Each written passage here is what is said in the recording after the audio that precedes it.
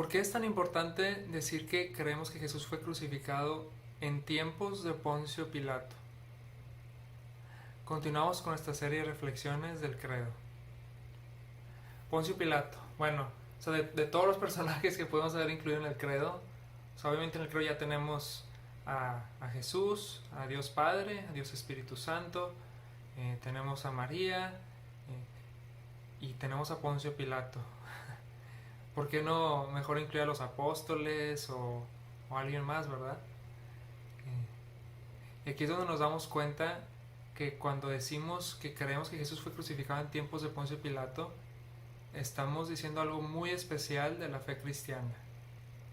Al centro de la fe cristiana está una persona histórica, Jesús, que no solo es parte de un cuento, no solo es parte de un deseo que tenemos que tal vez sea verdad o tal vez no, sino que Jesús es una persona que existió hace 2000 años, el Hijo de Dios hecho hombre, que murió por nosotros y que resucitó.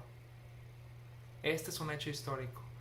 Y cuando decimos que creemos que fue crucificado Jesús en tiempos de Poncio Pilato, estamos proclamando que hay una persona, Poncio Pilato, un cónsul romano, que aún sin ser creyente, es un personaje histórico, es famoso porque fue él quien crucificó a Jesús. Bueno, la pregunta entonces es, ¿cómo sabemos que es cierto, ¿verdad? ¿Cómo sabemos que esto verdaderamente pasó? Obviamente la fe es importante para nosotros como individuos, ¿verdad? O sea, el decir, yo creo, pues no creemos porque vemos, sino creemos porque confiamos en lo que nos dice Jesús a través de su iglesia, a través de las Sagradas Escrituras que nos dejó, ¿verdad? Pero de nuevo la pregunta es sí, o sea, ¿por qué? ¿Cómo podemos saber que es correcto, ¿verdad? Porque hay muchas religiones, hay muchos escritos en estas religiones y no todos son verdad. Entonces en el cristianismo algo que nos podemos dar cuenta es que las Sagradas Escrituras, la Biblia,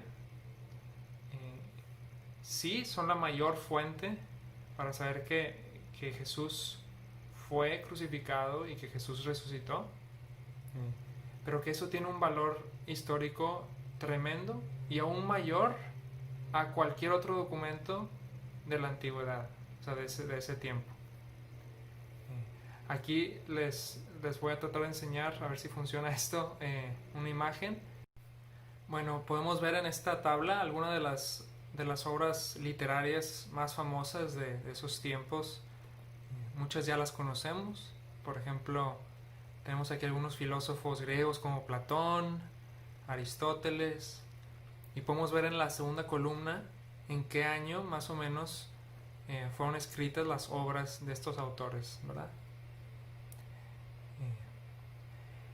Algo curioso que pasa es que pues obviamente en este entonces no tenían copiadoras, ¿verdad?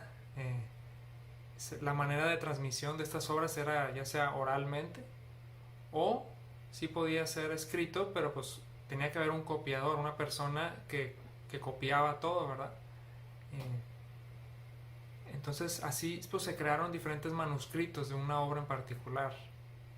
Estos manuscritos pues una persona la copiaba y se la daba a otra y esa persona la copiaba. Entonces la siguiente pregunta es, ¿cuál es el manuscrito más antiguo que tenemos de todas estas cosas, ¿verdad? Porque pues la verdad de casi todas estas obras se pierden los manuscritos originales. Los que tenemos ahorita no son los originales, son copias. Entonces podemos ver en la tabla, en la cuarta columna, dice la cantidad de tiempo que pasó entre que se escribió originalmente esa obra hasta que sobrevivió un manuscrito hasta este entonces, ¿verdad? Entonces, por ejemplo, digamos aquí en el caso de Tácito, es un historiador, su obra fue escrita alrededor del año 100 después de Cristo y sin embargo fue hasta el año 1100. El manuscrito más antiguo que tenemos es del año 1100. O sea que hay 1000 años de distancia entre el original y el que tenemos nosotros. Entonces vean toda la diferencia que hay en todos estos diferentes autores, ¿verdad? 800 años, 1200, 1300, 1500, muchos años. El que menos tiene de esto, digamos, de distancia de años, son las obras de Homero, la Ilíada y la Odisea. Hay solamente 500 años de diferencia entre el original y el que tenemos nosotros. Ahora fíjense en el Nuevo Testamento. Escrito entre el año 50 y 100, para el año 125, ese es el manuscrito ya más antiguo que tenemos. Entonces solamente hay 25 años de diferencia entre el original y el que tenemos nosotros. Entonces eso les da a los historiadores una gran certidumbre de que pues es auténtico, de que este documento que tenemos es muy confiable, más confiable que cualquiera otra de estas obras en las que confiamos completamente, ¿verdad? Pero ahora fíjense, todavía más impresionante que eso es la cantidad de copias que tenemos de esos manuscritos. Entre más copias tengamos, pues más seguro es que podemos saber cómo era el original de estos escritos, porque podemos compararlos, ¿verdad? Y ver las diferencias. Entonces, por ejemplo, si vemos aquí Platón, hay 7 diferentes copias de esa obra de tetralogía. Vemos Tácito, hay 20 diferentes copias. Ahora, si vemos el Nuevo Testamento, 24,000 copias.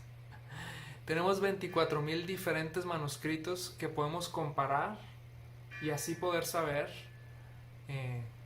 pues cómo era el original del Nuevo Testamento.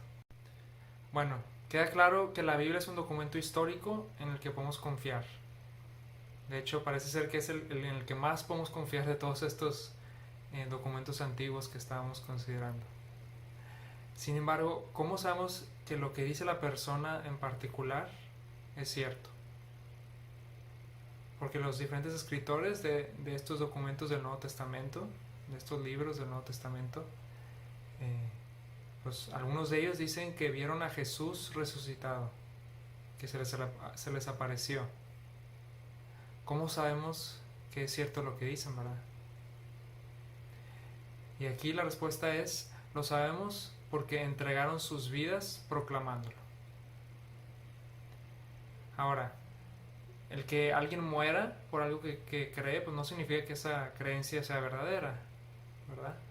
O sea, por ejemplo, alguien puede morir proclamando el comunismo, o alguien puede morir haciendo un acto terrorista, por ejemplo. Y no significa que tengan razón en sus creencias, ¿verdad? Pero lo que sí significa cuando alguien entrega su vida por su creencia es que esa persona definitivamente cree en lo que está diciendo, ¿verdad? Si no, no entregaría su vida. Y aquí tenemos en el cristianismo muchos ejemplos de seguidores de Jesús que entregaron su vida a la tortura, a la muerte, diciendo, yo vi a Jesús resucitado. Jesús se nos apareció a nosotros y nos dejó que tocáramos sus llagas, por ejemplo. Entonces no solo es una creencia abstracta como si yo creo en el comunismo, yo creo en estas cosas, sino están diciendo yo vi. Están dando el testimonio de que ellos experimentaron a Jesús físicamente, hablaron con Él, comieron con Él, y están tan convencidos que pasaron de estar encerrados, apanicados por el miedo, a entregar sus vidas proclamando esta verdad. Ese es el testimonio de los mártires, y esas son las semillas de nuestra fe.